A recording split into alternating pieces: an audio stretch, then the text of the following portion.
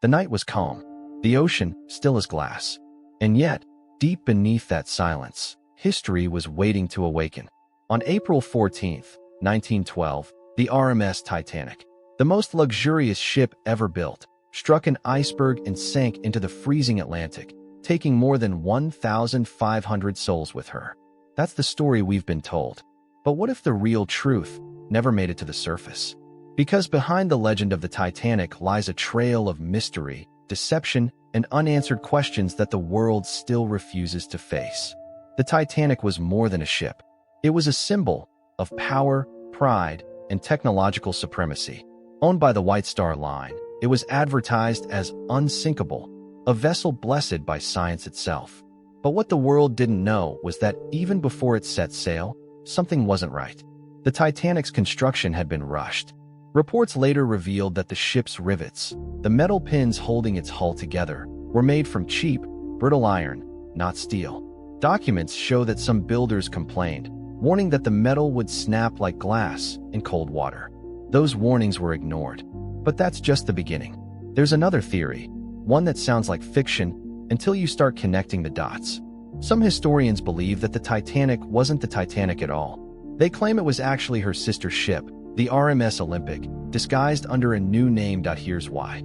The Olympic, built a year earlier, had been badly damaged in a collision with a British warship that it was too expensive to repair, and insurance wouldn't cover the loss. So, according to this theory, the company switched the ships. They repainted the Olympic, renamed her Titanic, and sent her to sea, to sink deliberately. An insurance scam. Hidden beneath tragedy, there's no solid proof, of course, but photographs from the time show subtle differences between the ships, the placement of portholes, the design of the flooring, even the number of windows on the promenade deck. And one haunting question remains.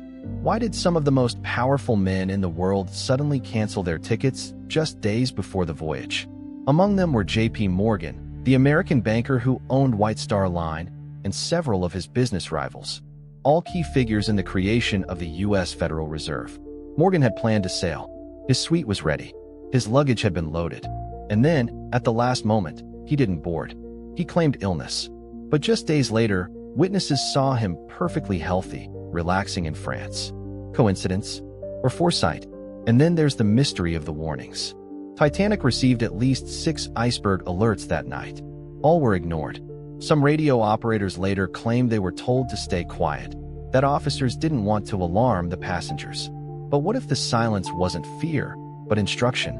Even stranger is the story of Morgan Robertson, a writer who, in 1898, 14 years before the Titanic sank, published a novel titled Futility, The Wreck of the Titan.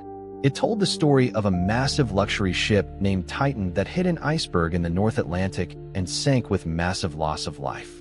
It even described the ship as unsinkable. The similarities are impossible to ignore. Some say it was pure coincidence. Others believe Robertson had access to naval blueprints of upcoming ships, or something even more mysterious, a premonition. When the Titanic struck the iceberg, there was no panic at first. Passengers laughed, drank champagne, unaware that water was flooding in below their feet. By the time the lifeboats were lowered, chaos had taken over. The ship's band kept playing, not out of bravery, but out of orders, meant to keep passengers calm until the very end. And as the stern lifted high above the black water, eyewitnesses reported a strange glow, a faint light in the sky, seen by survivors in lifeboats. Some described it as a silent flare. Others said it hung still above the horizon, then vanished. To this day, no one knows what it was. After the sinking, investigations were quick and clean. Too clean. Testimonies disappeared. Key witnesses were silenced or discredited. And the ship's wreck, lying 2.5 miles beneath the surface, wouldn't be found until 1985. When explorers finally reached it, they discovered something chilling. Parts of the metal had indeed snapped like glass, exactly as those early workers had warned. But there's still one more mystery. When deep-sea cameras scanned the wreck, they found a strange marking on one of the propellers. 401. That was the Titanic's build number. The Olympic's number?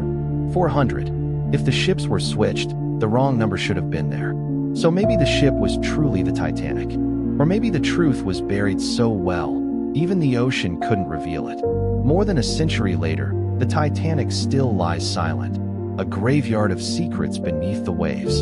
Some say it was human error, others whisper it was greed. But whatever the truth is, it never sank with the ship. Because the Titanic wasn't just a tragedy, it was a message, a reminder that arrogance can sink even the greatest of creations. And maybe, somewhere in the dark, cold silence of the Atlantic, the truth is still waiting to be found.